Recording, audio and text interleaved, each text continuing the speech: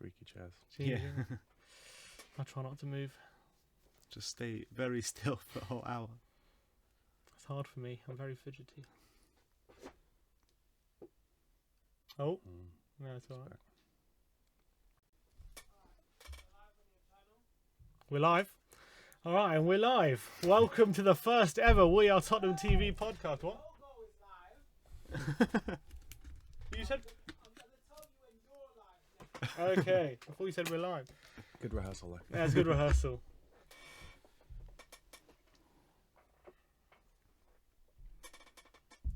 They couldn't hear that, could they?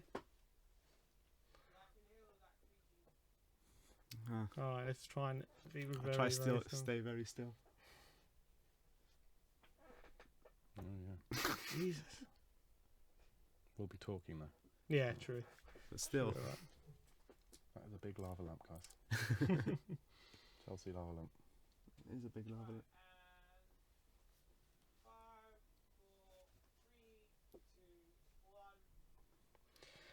Hello and welcome to the first ever We Are Tottenham TV podcast. We're live here on YouTube. It gives me great pleasure. I'm here joined by my brother Ben. You all know him from We Are Tottenham TV. And former presenter of Spurred On, Barnaby Slater. Welcome to the channel, Barnaby. Hello, how are you? Yeah, all good, man. Yeah, good. Good. Former presenter of Spurred On, and now I have a Instagram page called Spurvert, so find me on that. Get an Hello. early plug in. Yeah, You don't know how long these people are going to stay on You've got to for. get the cheeky early plug in. Cheeky plug, I apologise, but there you go. Spurvert, Right. Instagram. Plug wherever you want, man. It's lovely to be here. Thanks for inviting me. Yeah, cool, absolute pleasure. Let's talk about, all right, so it's fresh in the mind yesterday, West Ham. We went to the London Stadium, second time in 2 weeks, and we've won there. We've won there this season more times than they've won there now. What do you guys think of how we played yesterday? Are you impressed by how we used our squad? What's up with you, Barnaby? Yeah, I think very, very impressed with some specific performances. One Foyth just looked like a Rolls Royce out there. I think we've always known that he's had the quality. He's a ball playing centre half, very much in the mould, I think, of Jan Vertonghen. The more that he gets to play and the older that he's getting, I can really see him being a natural replacement for Vertonghen, and actually Sanchez being more of a replacement for Alderweireld. So when we start to phase them out, I can see that happening. But yeah, One Foyth, those tackles in particular were excellent. Phenomenal. He's quicker than I thought he was. Actually, and Looks like he's bulked up a bit.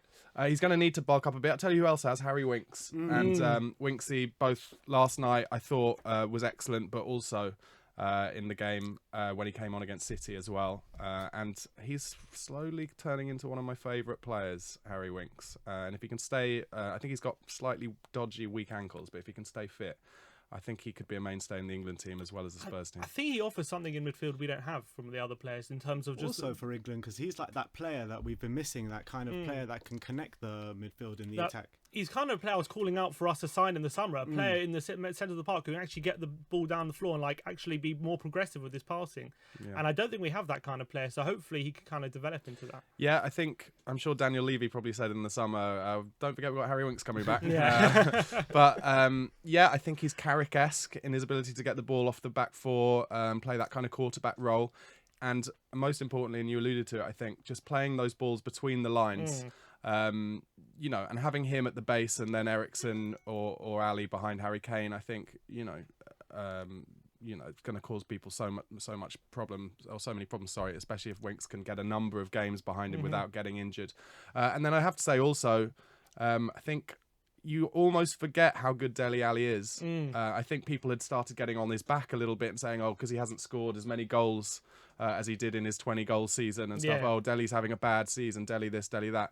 But he offers something that barely anyone else in the league does, and it's that kind of late run, the Frank Lampard late run into the box, and just his decision making. Even that the flick for the first goal yesterday, although it wasn't perfect, didn't go through his legs. The defender, he's expecting him to hold it up there, flicks it round, and that's completely responsible for the goal. So it's good to see Dele back, and long may his fitness continue. He got 2 assists in the end, didn't he? Both kind of lucky. But he was a big victim of his own success, though, from his first season, Dele Alli, because You know, he had a good season last year, just it didn't reach the heights of his first season. That's why people were calling him a bad season. But I think, exactly, because his numbers, actually, if you look at it, he's got like 10 goals, like 12 assists. Yeah. Still What is great he, numbers. 22? Exactly. He's 22 years Still old. fantastic numbers. And I know people bring up those stats about his numbers compared to Lampard and Gerrard and whatever, but that, you know, the stats don't lie. He's a bit more advanced than those players, sure, but that's only because he knows how to make those runs and he's chosen to be that player. He could easily have, you know, I really like Jermaine Genius, especially as a pundit, but the way I always thought of him as a Spurs player was he had all the tools to be better than Frank Lampard, but wasn't willing to put himself out there, wasn't willing to make that final run, was possibly a little bit too a fear of failure a little bit. Dele is the opposite of that. He wants to try things, he wants to do things, and that's why he gets those numbers, and that's why I think he's such a talented player. And he looks a bit like Genius on the pitch. He's got the same kind of build, like kind of walks around the pitch a bit like Genius, but he's not as quick as JJ. JJ, when he opened his legs, JJ was so quick, but you just never saw him do it enough. No. Madly, actually, I remember when we played Newcastle in the League Cup about 6-7 years ago, and Moussa Sissoko had a game for Newcastle. And I was like, when he opens his legs, that player is incredible. I'd quite like to see him here. But how many times in a Spurs shirt, and actually he's playing better at the moment than he has done previously, but he doesn't open his legs enough and get past people, and he's clearly quick enough. So you saw it 2 years ago in the Euros as well with Sissoko, and you saw it in the 5-1 game as well. He completely ran us ragged that game. Yeah, it's a confidence thing with Moussa, and I think, you know, and you know, I can't say that I haven't done this too, but we've basically all battered him for a couple of years, and Newcastle fans did the same. But when he goes to France and when he was in the Euros and he was playing centre mid there, he had the belief. So he's got it in him. But equally, I've never seen a player not be able to control a football or his feet as much as Moussa Sissoko. At least there's hopeful signs there with his last two performances. And he's trying really hard, so it's really exciting to see. And that cross for Lamela against West Ham in the league game. Fantastic. Well, we're getting distracted a bit. Well, first of all, Dele Alli signed a new contract a couple of days ago.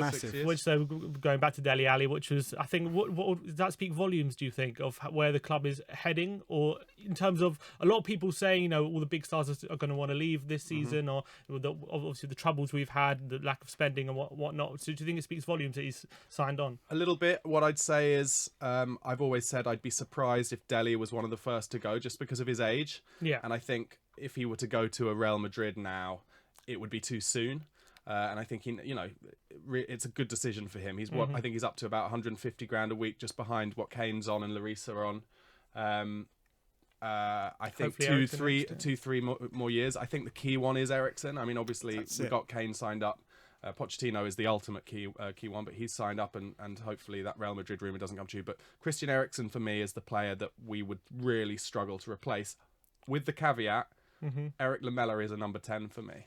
And Lamela will never get to play in the number 10 role while we've got Christian Eriksen, but he's not as good as Christian Eriksen. But I think he is a natural number 10 rather than a wide. We didn't buy him as number 10 though. No, he scored 15 goals for Roma playing off the right. We're still hoping for that Lamela to he come scored back. that great goal against Barnaby from the right. I think that is coming back. You saw him against West Ham, especially in the league game, going down that right-hand side, skinning players alive. Yeah, he can do it, and he's a good player. And he's definitely matured, and I think him having had a kid actually has really helped mature him as well. I know he had a couple of difficult years and obviously bad hips, but he has that ability to drift into the pocket and into the space. And then his final ball, I've said this for years, his final ball is exquisite, and his decision making these days with his final ball is really good. But we've got real options in those attacking midfield. Yeah, all of a sudden you positions. look at going back obviously to the game. I got distracted again. The game against West Ham. Yeah. Sonny has looked fresher than he's ever looked this season, especially. Obviously, he's had a lot of game time with the Asia Trophy or whatever it was called, the Asia Cup he won with South Korea. He was at the World Cup. It was pretty much non-stop for him from now. And he had a break. He didn't play against Man City. He didn't even get in on the penny minutes. Do you think that kind of freshened him up a bit? Yeah, I think so. I think, the other weird thing was even after the Asian Cup, they made him play in some friendlies for South Korea. Ridiculous. I think he's basically he's the face of South Korean football. And I guess that Asian Cup thing must have exhausted him. The World Cup would have exhausted him. So it'll have been a matter of, Pochettino restricting his game time a little bit and bringing him back in slowly. I guess that he looks at Lucas Moura and is like, oh, actually, I'm in a real, and Lamela's form, be like, I'm in a real fight for my place now. That can only help us. I think I've only seen it once, and I want to see it more. The idea of Sonny on one side, Moura on the other, with Eriksen behind Kane, and maybe Dele playing a more advanced role in midfield would really excite me in a similar way that I jealously watch Liverpool and the pace that they have through Mane, Firmino, etc. behind the front man. And we don't have that out-and-out pace, and they've got Keita who's quick as well. But I'm excited at the thought of seeing more games, especially away from home, where we can hit teams on the break with Sonny on one side and Lucas on the other. But then where does Lamela play? And he's in really good form. So, like I said, really good options. It's interesting because Sonny, he just seemed like the batteries were completely recharged from the first minute of the game yesterday. He was just going at them at full pelt, and just such great to see because you haven't seen that all season from him. Yeah, no, that's great. And nearly as great as seeing all of the excellent memes and tweets out today about how we've beaten West Ham twice, more times. Or we've won at their stadium more times than they have this season. What we need is we need to make a DVD of those 2 goals against the West Ham fans. That's what we need to do. I'm sure the DVD's already in circulation. It's in that massive megastore. Have you been to the megastore yet? No, I haven't been there yet. Yeah, have you been? I went down there on the day it opened, and this is going to show my age. Frustratingly, I drove down there, and none of the car parking spaces down there you can pay for with any coins. You can only do it with your phone, and I hadn't taken my phone with me. Oh my god! So I went down there and just had to park the car without their phone these days. Yeah, what's going on? Jesus. Well, that's showing my age as well. That is showing your age. So I had to leave the car and just hope I didn't get a ticket. So I literally just rushed around the megastore for 10 minutes. It is, giving it a bit of the Chris Cowlin here. It is absolutely massive. It is massive, too big potentially, but it's pretty cool. Naturally, a massive NFL part with mannequins with the full kit on and stuff like that, and loads of bobble hats you can buy and all the kit and stuff. But if that's going to make money, then that's what we have to do. But yeah, exciting times. Talking about Chris, he was supposed to be on today, but unfortunately he's been stuck in traffic, so he's not going to be making. We'll reschedule him back on. We need to know what's going on with the stadium. Chris is making some great stuff. Chris is filling a void for Spurs fans who aren't living near Tottenham, and doing some great stuff as you guys are. So long may it continue. But going back to Sonny, 2 great finishes, weren't they? Both of his left foot. He's a very two-footed player, isn't he? Yeah. Oh, that first one, I couldn't believe how he finished that. Bang, top corner. The keeper has no chance whatsoever.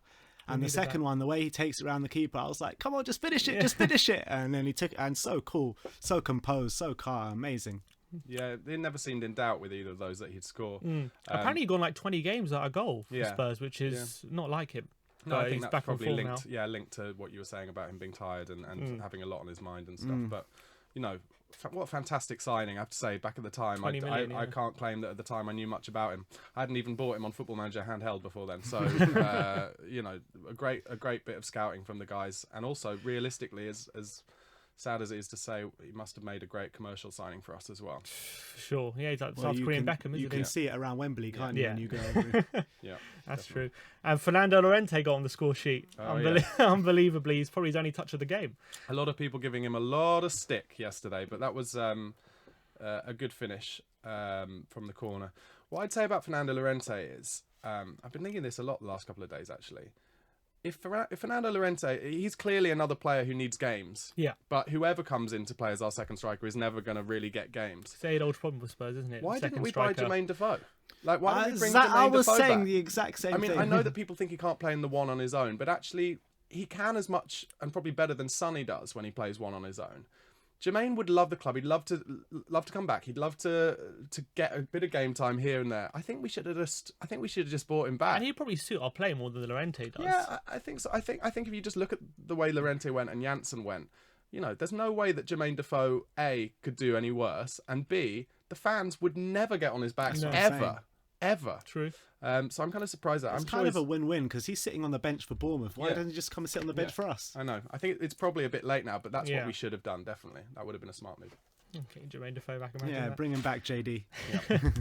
But one player I thought on the West Ham game didn't look up to scratch, and it's been a kind of symptom since he's come back from injury, was Wanyama. I wasn't so impressed with him. Something going on there, don't you think? Yeah, that's the problem. All the rumours of him potentially leaving and stuff. There's rarely smoke without fire. But there was also rumours about an ongoing injury as well that he couldn't shift off. That's what I'm hearing, that he has this injury that he's not able to shake off, and that's what's leading to the Spurs maybe just cutting their losses with him. Because 2 years ago he was absolutely phenomenal, wasn't he? Yeah. One of the best central midfielders, defensive midfielders in the Premier League. But Brilliant he hasn't signing hit for that high, 12 has mil he? as well. Yeah. Brilliant signing. But Yeah, I don't know what's happened. This It's a kind real of goes shame. against the nature of social media, but is what frustrates me is that everybody, Spurs fans, we all say, why is this person playing or why is that? The reality is, of course, the first team coaches and Poch, they know the fitness levels, they know what's going on behind the scenes, they know all this stuff. If Victor Wanyama isn't playing, it's not because he's not good enough. It's because he's either had a falling out with him, or he's got an injury problem. Or you'd have to say, or maybe Eric Dyer is just playing better than him. But Eric hasn't had a great year or so, I'd say, so playing in that role. So there is something going on that we don't know about, and I don't know if we'll ever hear that. But I hope, akin to kind of how Toby has turned it round, I'd really like Victor to turn it round and start playing. And Eric's got this injury, hasn't he? So that might be a chance. But I would be surprised if Winks doesn't start ahead of him, probably, at the weekend. I think the Wanyama thing is to do with injury. I can't see it being a falling out or anything like that. Yeah, he doesn't seem like a the type bad of guy. apple. Yeah. No. It's a real shame, though, because we have a real player He there. was an absolute beast that year. Oh, he's Hopefully get back to it. But in terms of the League Cup, we're into the quarterfinals now. Arsenal away in the next round. Tasty. Yeah. We actually have a great record against Arsenal in the League Cup recently. In any cup. Keep that quiet. But do you think Spurs should go all out for the League Cup this season? Well, they won't. So there's no point really talking about it.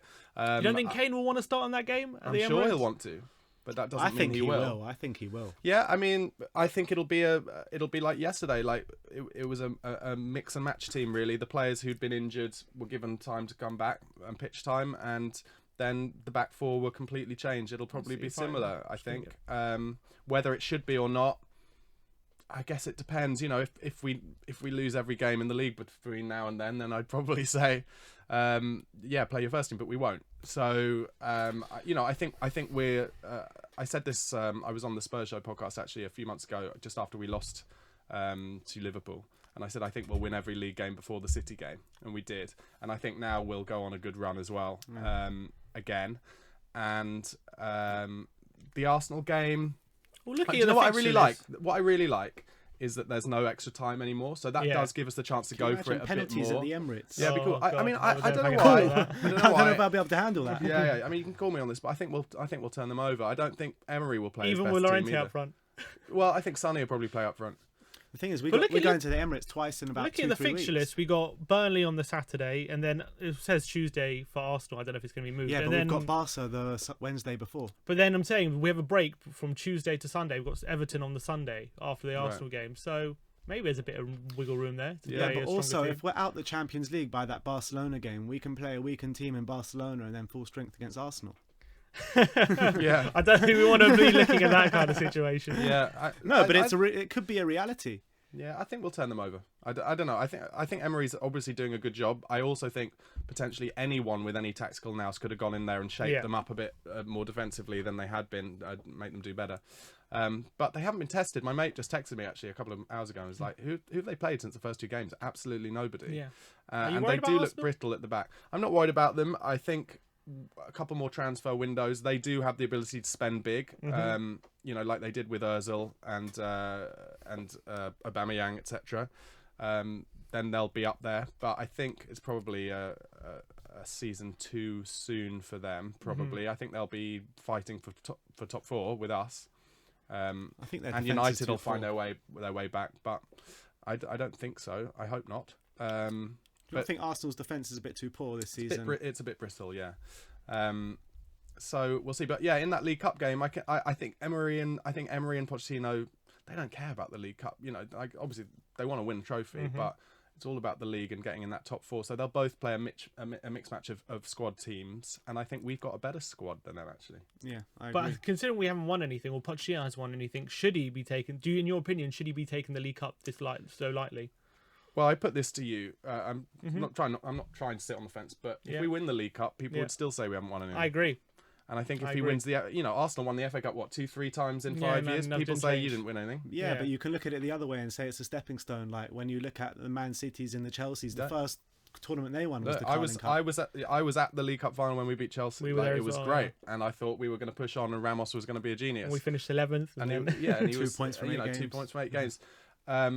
The day out is great. Lifting the trophy is great, but you can't go and get in your Arsenal fan mates' faces when you win the League Cup.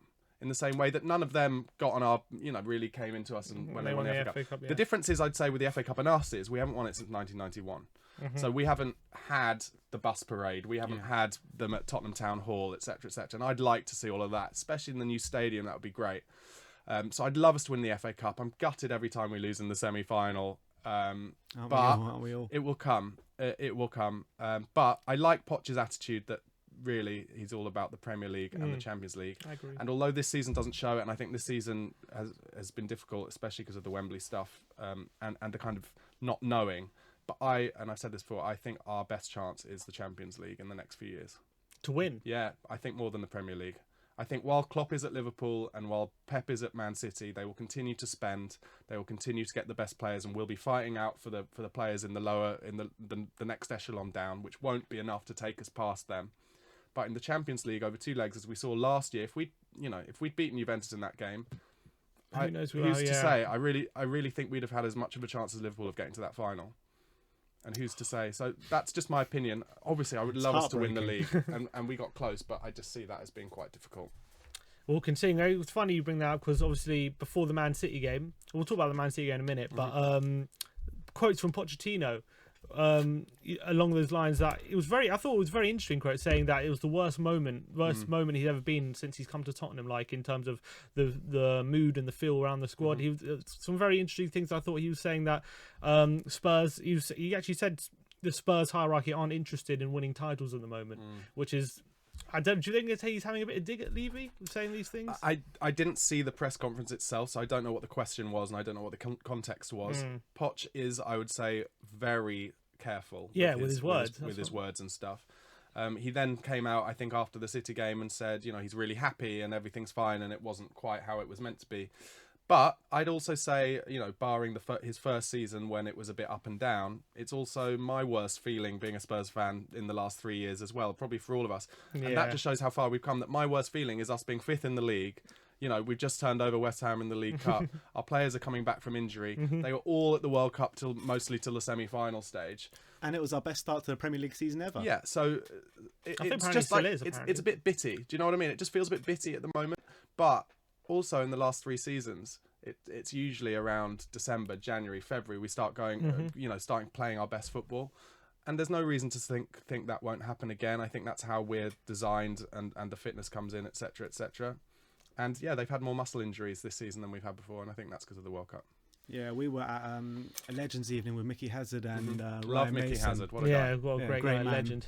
And they were saying that it's no coincidence that Spurs come strong in December over that busy period because of the fitness work that Pochettino puts in. And you see it every year. You know, we always bang out 2 or 3 wins over that Christmas period. Yeah, and I grew up never seeing Spurs win over the Christmas or Easter period. So, yeah, like I said, it's like it just shows how far we've come. It's such a great time to be a Spurs fan.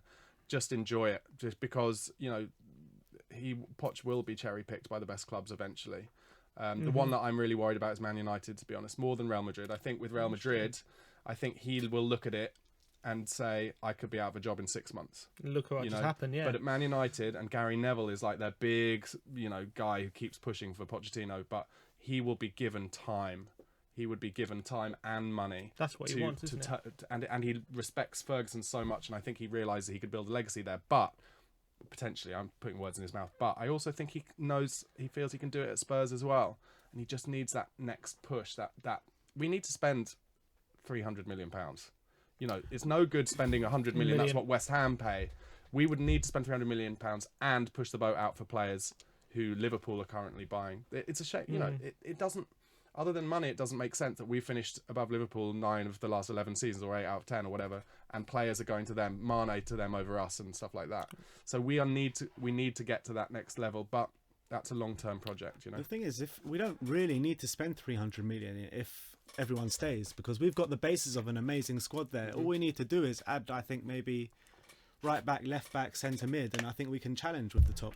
Possibly. I think we need fullbacks are costing 50 million now. I think I know what you mean. I'd say we need what we need is a winner. I know it sounds like cliche, and a lot of people say this, but what we need is like somebody who can really get into that squad. I think Harry Kane does this job. He really gets in them, but he's never not for any fault of his own, but he's never won anything, so he can't say this is how you do it. This is what it's almost like a subconscious thing as much of a conscious or talking thing.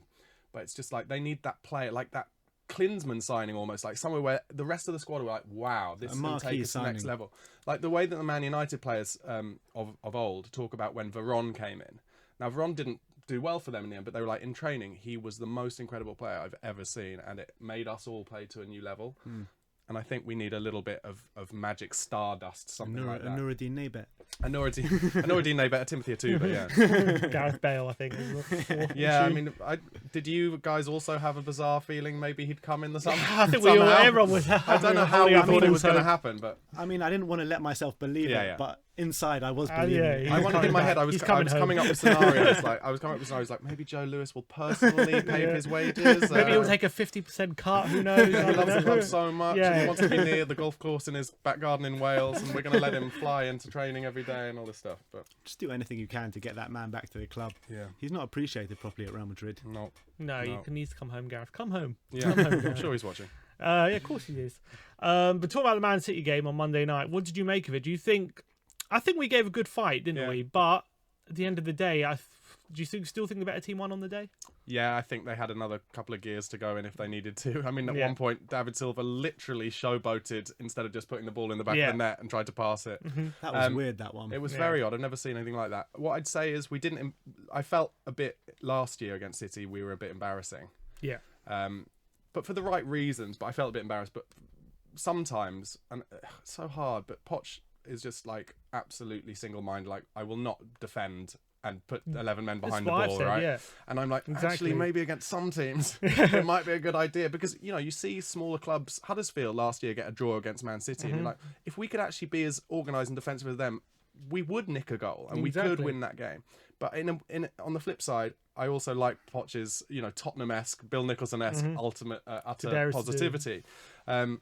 So I thought we did all right the other night. I did think City had a couple of extra gears, but bobbling aside, it should have been a draw. Yeah. Lamella, he was unlucky there, and Kane had a chance, didn't he? Yeah. So but we didn't embarrass ourselves. It was all right. A draw would have been an incredible result and would have, I think, really set us up for the season. But we're not, like I said, we're not at the level of Liverpool and Man City, and I don't think we should kid ourselves that we are really. I think we put so much into that game. I thought the effort was absolutely sensational, and Man City were pretty much at half pace, and we were nowhere. I was saying we were the better side at times, but you could just see City could just flick a switch.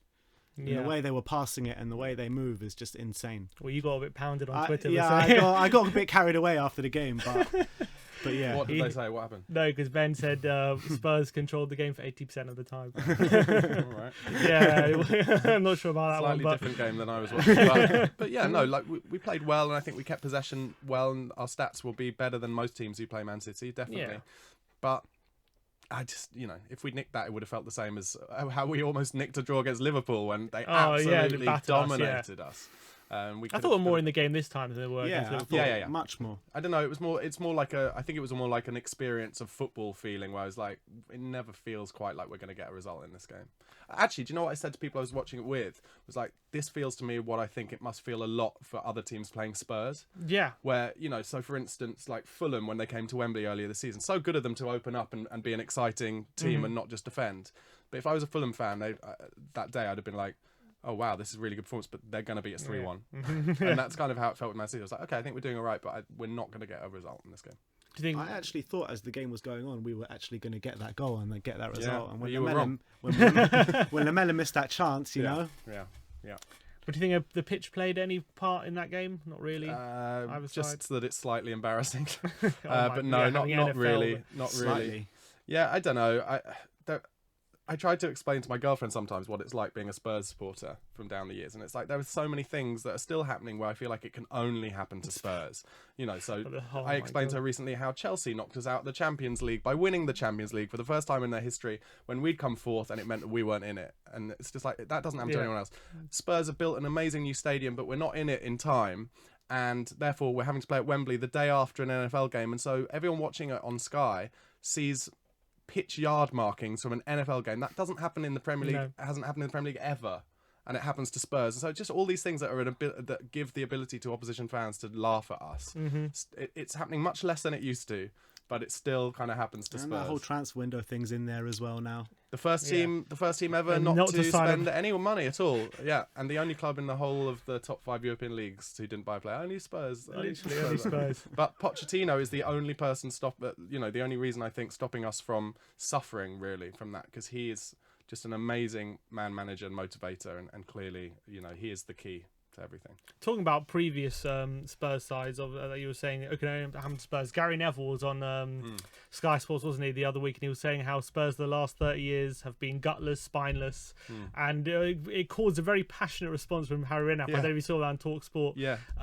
What do you think about that? Do you think Gary Neville was right? Are you more on Harry Redknapp's side? I think Gary Neville was talking specifically about when he played for Man United against Spurs, and that was before Harry Redknapp's team. I think Harry Redknapp was amazing for Spurs, doesn't get the credit he deserves, and I think Gary Neville basically forgot that actually Harry and a little bit Martin Jol before Harry turned Spurs from being that flaky side. So we're still a bit flaky under Martin Jol. Yeah, we were, but he instilled the beginning of it. Good bubbles there, guys. No, we've got bubbles on. Check them out. And actually, do you know what? Do they pop? Because we've popped enough bubbles this week, haven't we? Oh, very good, very good. That's why they're there. You know what? Actually, talking about the Martin Jol, the signing of Edgar Davids then. Edgar Davids obviously was at the back end of his career, but that's the kind of signing I'm talking about in terms of what we could do with now. Someone who's done it.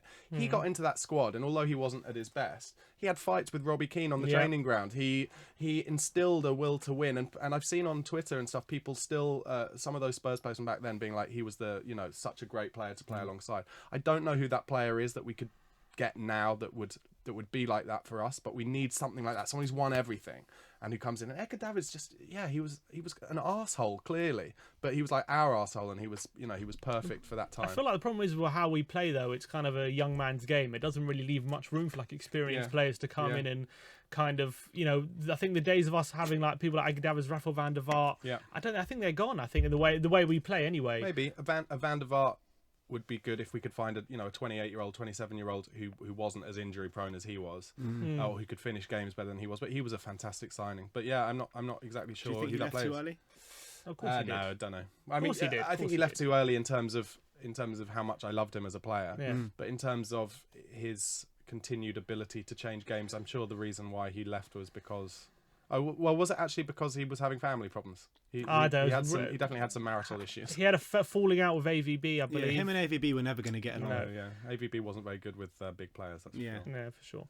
He was all right with Bale, though, wasn't he? Him and Bale got on. That's true. Yeah, it's all right. That's true. He's young, I guess. Yeah.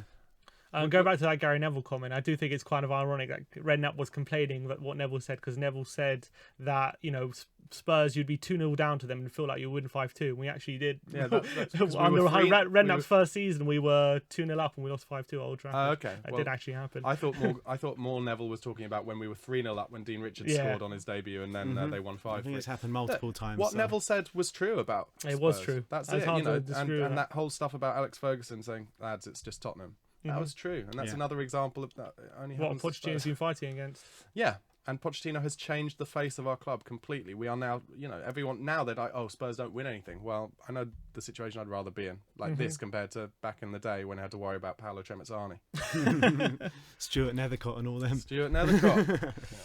All right. Well, we have a few questions. Let's go ask a few questions from Twitter. Great. All right. Where are we? All right. Here we go. Here's one. Paulo Gazzaniga had a great game again against West Ham. Is he pushing Lloris for a first team spot? No. I'll tell you why not. That's from it's from Forza Yids. Forza Yids. No, I'll tell you why not.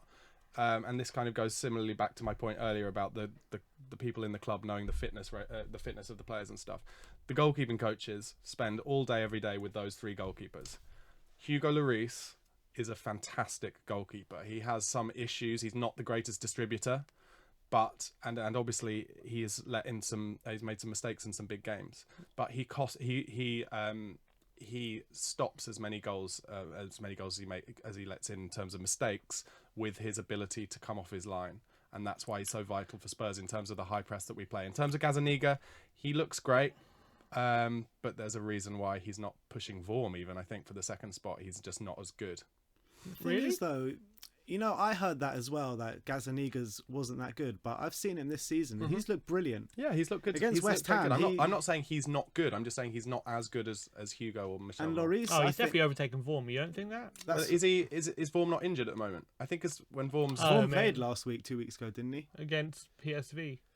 Who did he play? He came on against PSV, didn't he, when Hugo got sent off? It's interesting. I think they had great hopes for Pau Lopez before they couldn't get that loan deal made permanent. They're definitely looking. I think they are. Yeah, they are looking for that next keeper. It won't be Paolo Gazzaniga. Will not be a long-term Tottenham Hotspur goalkeeper. That 100% record with him in goal. Yeah, he looks great and he hasn't made a mistake yet, and that's all important. But there will be a reason why he's not being number one or two. But do you not feel Hugo? His mistakes have gone up a bit. Yeah, this season. Especially from what you said as well, that his main strength is coming off his line, and that's where his biggest mistakes have come from, I feel. Yeah, no, look, I think that's true, and it's a point. But what I'd say is it must be hard, actually. You win the World Cup, you're captain of the World Cup winning team, and you come back and you're like, oof, I have to start playing the Premier League again. I mean, don't get me wrong, it's not working down the mines. But, it's a motivation thing, and I think it'll start coming back. And obviously then there must be, for me, there's a reason why he was vomiting up in his car, because he's reached the top of the sport, and he's now having to refocus and work out what his life is going to become. A lot of the time we forget about the human aspect of this stuff. We don't know what's going on at home with him in his personal life, stuff like that. He's just going through a bit of a change. But would I... when it comes to a big game, would I like to see Paolo Gazzaniga in goal and Lloris on the bench? No. I want my big player in there. He's going to make a mistake. Goalkeepers make mistakes, but I'm still a big fan of Hugo, and he's a calming influence in the changing room as well, I think. I actually heard he was vomiting in the car because he was out for drinks with Giroud and Koscielny that night. Yeah, no, that's right. That's right. But there's a reason he's a player who, as far as we're aware, hasn't ever really been a big drinker and stuff like that, and suddenly done something as out of character as that clearly was. I would just say it's like a human thing, and I think his form will definitely come back. And look, let's not forget, it was only 2 weeks ago that everyone was raving about how he kept that clean sheet against West Ham. That save, plucking out the top corner, was a magnificent save, and the last minute one from the one-on-one with Arnautovic. It wasn't just that he came out well, he chose a side. He chose that he was going to go across in that way and made that save. If he'd just gone the other way, it would have gone over his feet, I think. No one's how many more mistakes in big games are we going to... That's what I'm saying. No one's doubting his ability. He's won us many points in many games. But the thing is, that's what goalkeepers do. I've seen Wayne Hennessy win Palace a number of points, but he still has those mistakes in him. And I feel like they're just creeping into his game a lot more recently, Hugo. And it's something he's got to cut out soon. Otherwise, it's something we have to look at. Because even look at Petr Cech when he signed for Arsenal. He's a world-class goalkeeper who has world-class ability, and he's a winner, and he's he has all the obviously right aspects to his game. But then he started making too many mistakes, and it gets to a point where you have to say, all right, you're a world-class keeper, but you're making too many mistakes. Yeah, look, the other thing, one of the other main reasons I will always stick up for Hugo is I just don't think there is anyone available who could push him. What I would have said, and this, I promise, isn't just because he had a good World Cup, is if Hugo had been like this a year or two ago, I would have gone all out for Jordan Pickford. I think his distribution, his ability with the ball at his feet will for England and Everton will set up as many goals as he will make mistakes of with silly Cruyff turns. And he's obviously a great shot stopper already. He will get better in terms of decision making, and I think he's a fantastic purchase for Everton, as I do with Richarlison as well, actually. But we're not going to be 35 million. We couldn't have got that. I just don't think, I don't think we had any money to spend. I really don't. I know they said, we've ring fenced all this transfer. Well, if you look at last 4 seasons, we haven't. Yeah. We've only spent the money that we've got in. So they have to say that, because if the moment they say, we've got no money, then, cherry picking all of our best players, it's just going to happen. Anyway, so I would have gone for Jordan Pickford. I don't see actually, we're not going to get Donnarumma from Milan. I think he's an incredible goalkeeper. We couldn't go in. We can't spend 80 million on a keeper like for your Allisons or the Chelsea keeper who I can't pronounce. So who is it? I don't think you get a Jack Butland in. I don't think that's going to inspire anything for us. I don't know who the next one is really. Thing is with Gazzaniga, I think he's like a really calming thing in that defence, because when Vorm was in goal, when Lloris got injured or whatever, Gazzaniga came in after that, and then the defence looked so much better after Gazzaniga came in after Vorm. Yeah, maybe. I don't know. I saw him run around a cross from a corner yesterday, certainly, and he hasn't made what I'd say. Just before the goal, he hasn't made what I'd say is like a gilt-edged mistake yet, but I'm just going to stick to Tony Jimenez knowing a lot more about it than I do. And Harry and Kane. I used to play in goal. I love goalkeeping. But Harry Kane wasn't that highly thought of as well in the academy. That's true. Look where he is now. Well, it was Van der Vaart who said he saw him coming at training. He was like, "Who is this kid? He's rubbish." And then he was like, "Fair play, proving me completely wrong." So. Another question from CW Wilson 123. Why does Poch continue to play Trippier and Davis? Having these two does not enable us to press like we did, as they have zero pace, and also not being able to cross the ball as a fullback says. As a fullback says it all. First choice signing in these areas? ? Danny Rose is unfit, isn't he? He's Yeah. injured. I think he'd started coming into a bit of form. I'd say about Danny, he still looks heavy. He still looks a bit heavy compared to what he was at his peak. Much better than he was, though. Yeah, much better. His bum is getting smaller, that's for sure, slowly. Aurier is a maverick, I would say. He's clearly got all the tools to be a great player, but I think is mostly concentrating on Instagram in his head a lot of the time. He has a concentration problem, doesn't he? I think he has a concentration problem. I think he's looked better this season, though, opposed to last season. He's looked better. I think it's interesting that Kyle Walker-Peters yesterday night didn't have a great game. The first time we've probably seen him not look great. And he looks like he needs bulking up as well. Yeah. I've said that for a few years. So I think Trippier, look, when he has a great game and scores a free kick or sets up 2 Harry Kane goals away at Watford or whatever with his crossing, then we're all happy as Larry. But, I would stand up Trippier. And I know Windy Coys is a big advocate of not being a fan of Trippier, but I'd stand Trippier up against most fullbacks in the league below what you're looking at when it comes to City, who can just spend £50 million on a fullback. The thing is with Trippier, he gets found out against the big guns too often. You saw last year against Man City, 2 games he got had on toast by Sane. Yeah, but Sane's doing that to most people. I know. True. I'd love us to go and sign, or for Kyle Walker, the best fullback in the world, or Kyle Walker-Peters to turn as good as Kyle Walker turned into. We used to give Kyle Walker a lot of stick. Kyle Walker never had a song at Spurs. Do you know what I mean? As far as I can remember it. And it's like, he is one of the great fullbacks in the world. He is one of the great fullbacks in the world now. Yeah. And it's like, we didn't appreciate him until the last couple of years and stuff. I think, there could be quicker and better players than Trippier and Davis, but also I think positionally, especially Davis, I think he's a good player. He's not having his best season so far, but he's a really good player. And Trippier, you almost take the rough with the smooth a little bit, I think. Do you feel that they're not helped by they're not helped by Pochettino's tactics in a sense? And as you said, like against like Watford and those kind of teams, like Trippier is absolutely phenomenal. He's like getting assists galore. But like against teams like Man City, he plays them, and Liverpool, he plays them as if they're Walker or Rose, that they can just go up and down all day, and they'll be able to get back in position. Yeah, it's the same thing we were talking about earlier, I think, of Pochettino's single-mindedness about just do you think attacking he could be helped? the same thing. They could be helped. I think he could. I think it's the same thing that I said, that sometimes I'd like to see us play more defensively, and he could say to them, don't get forward. Let's try and nick it. Let's play straight four at the back, try and nick it.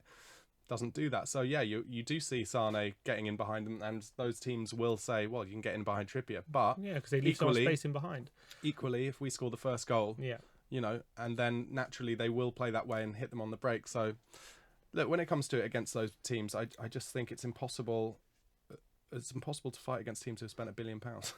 Right. It's impossible. Like, I don't think Daniel Levy wanted to sell Kyle Walker to Man City, but in the end, Kyle Walker said, I only want to go to Man City. And then it's about getting the money you can get. And some of those players, like even at Man United, Sanchez on 350 grand a week, 400 grand a week, can't compete with that. But we're doing an incredible job at really getting them in amongst those kind of clubs who are spending that money. I'd really like to see Aurier and Rose given a long extended chance in the first team, because I think they're the closest thing we can get to kind of the old thing we had with Walker and Rose. Yeah. Aurier's a maverick for me. Him and I think I tweeted about it a long time ago when I saw Aurier playing right back and Sissoko in front of him. And I was like, this is the most maverick right-hand side ever. You just have no idea what they're going to do at any point. Was that in the Bernabeu? I can't remember when it was. I think it was. Yeah, the Bernabeu, they did play together. It just doesn't strike me attitude-wise that Aurier is likely to calm down and change. And I don't mind. I like him. I think he's a good player. I mean, it's hilarious that he can't throw. But... But 2 foul throws in a game, was it? There's three. A hat-trick. But equally, I'd say there's a reason why Paris Saint-Germain would let him go. The one with Lucas Moura is a bit different because they bought in Mbappe and Neymar and that, and so there was no space for him. And he's obviously got a brilliant attitude, Brilliant signing for Spurs. I think 25 million, absolute steal. But with Aurier, he'd had his problems. He'd been racist to someone as well, hadn't he? But I like it. I'm not accepting Punched that. a copper on the nose. Yeah, something like that. I'm not accepting it. But what I'm saying is, there's a reason that he's not at Paris Saint-Germain as their fullback, and that's because he's got concentration issues and he's more worried about other things. But hopefully he'll evolve and Poch can really instill it. But as you said, they used to say about that Kyle Walker, didn't they? Concentration issues. I'm not sure if it was an attitude thing quite as much with. Yeah, you're right. It wasn't an attitude, but it was definitely a concentration thing. He would always have one but brain fart. I like Serge Aurier, and if like I said, like Poch is the fullback whisperer, so if you can turn him into... It's funny because we were speaking to PSG Fan TV when we signed him, and they were saying what a great signing is for us and how upset they were to see him go. So I think he can really, if he can get that concentration, Poch can knuckle him down. Yeah, I mean the only difference is that PSG in the French league, they're basically playing the under 10 teams every other week.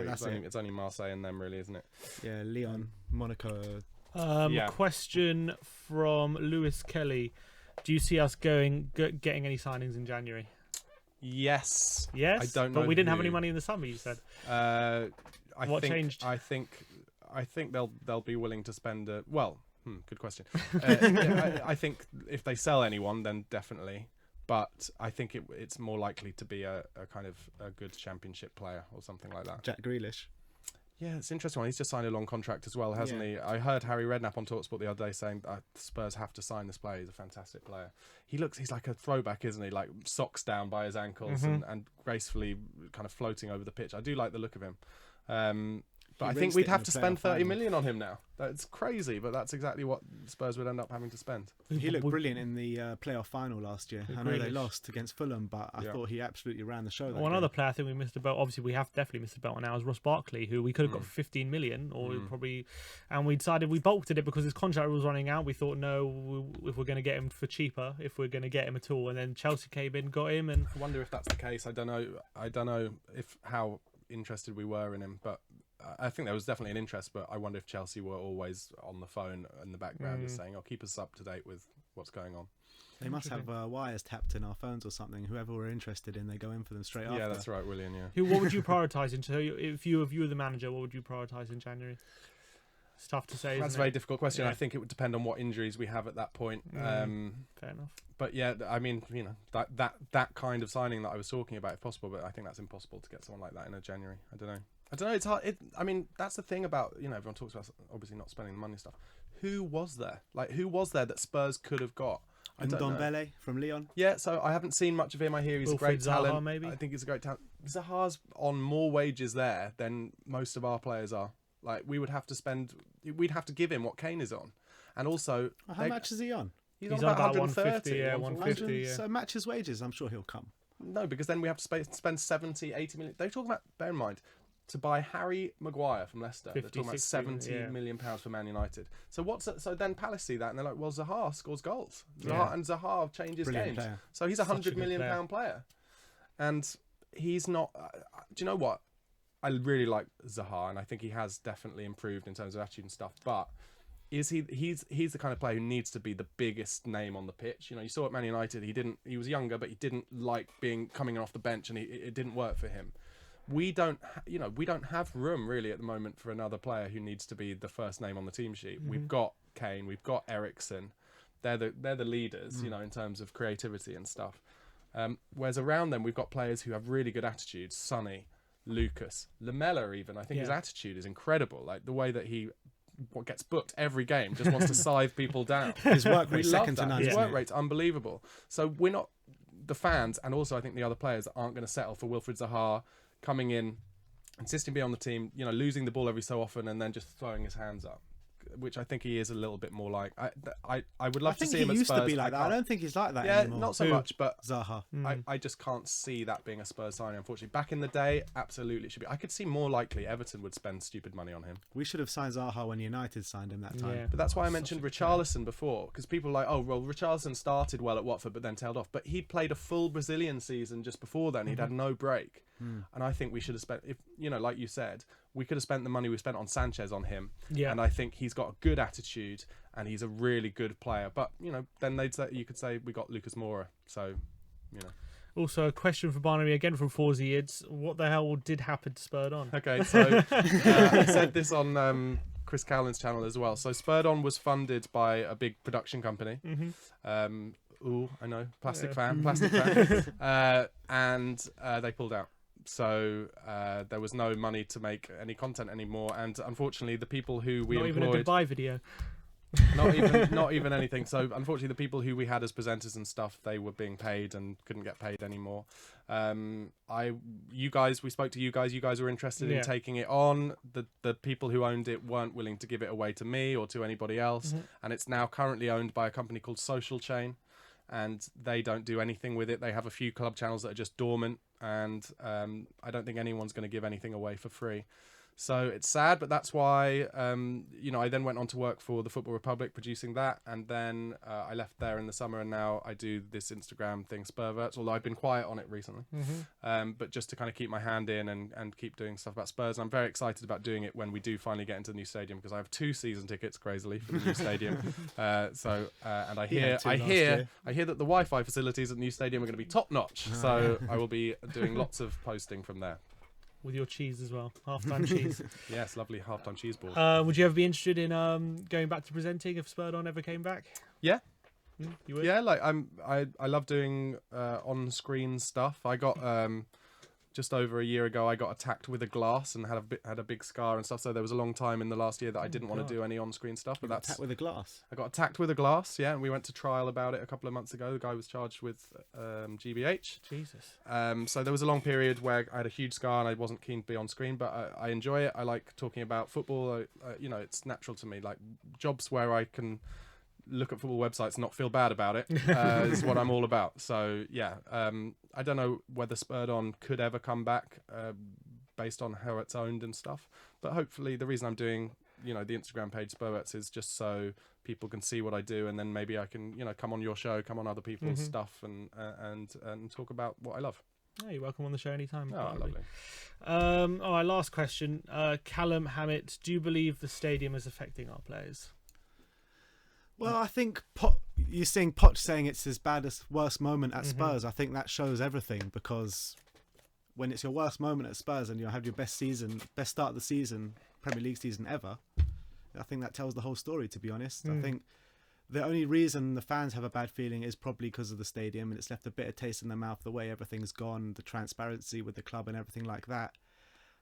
So yeah, I think it's had a massive effect on everything. It's having an effect on the fans, definitely. I think Wembley has an effect. I have to say, I was staggered how empty Wembley was for that City game. Although was it? I don't know. It was one of those games where it has to be limited capacity. Right. Well, then that needs to be talked about in the press, because the press came out and never talk about that's been spun. Then okay, fair enough. Yeah, I mean, I'll be honest. Like, I don't get to Wembley very much. I don't enjoy it. I don't enjoy it. And I don't feel bad about it, because I can't even tell you the amount of money I spent on the 2 season tickets that I've got for the new stadium. I'm very excited about being there. I think it's going to be incredible. Are you in that 1-tier stand? I'm in the 1 tier. I've got one in the 1 tier, and I've got one in the Upper West stand, because I bought one first because I thought I wouldn't be offered a seat. I heard the Upper West have the best cheese room in the whole stadium. Yeah, well, I've biggest selection. Yeah, what's weird about it is that actually, as I get refunds for each game we're not there, I'm kind of enjoying the money coming in for the ridiculous sums that I spent in the first place. But I keep forgetting to get those refunds. It's so annoying. Can't forget what? As in you're losing out on money? No, it's going to next season, isn't it? Oh, is that what happens? Yeah, but it stays in that account. It's all in your account, in the Spurs account.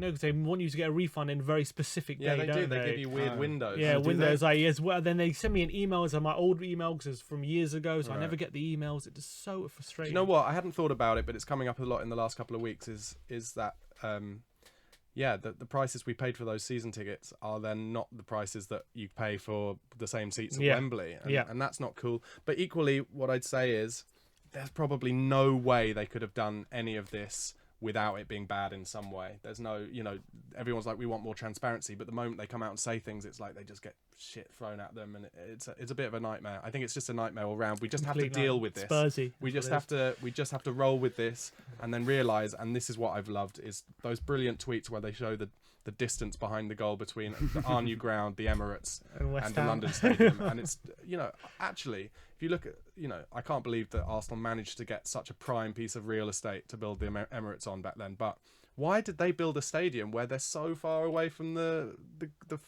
ground? The fans are, behind the goal. It's miles. It's mad. There's no athletics track there. It doesn't make any sense. So Daniel Levy, give him his credit. He's, he did go around the world, I believe it, and look at all the stadiums he loved, the Westfalenstadion in Dortmund, and just wait, well, I want that, I want a piece of that, I want a piece of that, I want a piece of that. He's put it all together, and it's taken longer than he expected, because I think Mesa Construction Company were the only ones. I heard that they put it out to tender to 10 construction companies, and they said, we want it done in this time, and 9 of them said, nope, you've got no chance. And Mace went, oh yeah, we'll do it. Yeah, we'll do it. If it is Mace. Yeah, for sure. And it didn't work, and they will be paying through the nose Mace in terms of penalties and stuff coming back to Spurs. So, it's just not. Do you think we'll be in there this season? No, I don't. You don't think? No, I don't. I agree. And it's probably best that Chris Callan isn't here, because he hates when I'm all honest about this. I went on his channel and was like, I don't think it's not ready. He was like, we'll be in there on the 15th of September. I was like, no, mate. No, I don't. He's very positive about the stadium, Chris Callan. On the day that it got announced that it was delayed, he was still going on how we're going to be there 15th of September. And I'm glad he's positive, and I prefer to be glass half full when it comes to Spurs. Yeah. But when it gets to this point, I don't. I think, how much better would it be if it's all done? It's spick and span. We're in their first day of the next season, or no, the second game next season, because Arsenal always play at home the first day, obviously. Of course they do. And have a big proper opening, and the hotel's nearly more ready, and the trains are ready, and stuff like that. And I think we've gone through so much hassle with it now that actually, for January, February, March, April, May, 4 months. Might as well just wait. Yeah, I agree. Yeah, new start, new season. Yeah, but we'll see. But then, what do you expect us this season? If we're going to stay there the whole season at Wembley, what would you say is a good season? Well, I think getting top 4 again. I think we'll come fourth. I don't think Wembley's a problem for the fans, but I don't think it's a real problem for the team. Yeah, I think we still play well there. Yeah, I think they're used to it now. All right. Well, that's it. I think we've run out. I'm just we shouldn't end any show on Wembley, I think. Yeah, it's so true. Because it is a bit soulless and does bring you down. But it's a lifeless bowl, some would say. We're not at Milton Keynes. I think that would have been worse. True. I quite enjoyed that night at Milton Keynes, though, with the Watford game. Not bad. Took a while to get there, but it's like like an away game. But then when you got there, it was mainly home fans. We have run out of time. All right. But cheers for coming on, Barnaby. Absolute pleasure. You want to plug yourself again, and where can people find you? At Spurverts on Instagram, guys. Just do little 1-minute videos talking about Spurs, and I'll be doing it a lot more since this annoying trial thing finished. I've been working on a different project, but I will be getting back onto it soon. Oh, I'll have to have you on again at some point. I would love to. Thanks a lot, guys. We'll have to get Chris on as well. Yeah, get Chris on eventually. If he's what if he's out with traffic jam yet? Yeah. I hope he's watching us at least. We'll be doing this every Thursday. I'm not sure about timing. I think every Thursday 7 till 8. Every Thursday, apart from if it's an international break. Yeah. Sweet. And make sure you subscribe to their channel. They're doing great stuff. Make sure you press that red button. Yeah, press it. Barnaby. Shame it's red, but just press it anyway. Barnaby can do the plugging for us. Yeah. All right, cheers. All right, that's it. We're good, Javon. Great stuff. All right, cheers, Barnaby. No problem. Enjoyed it.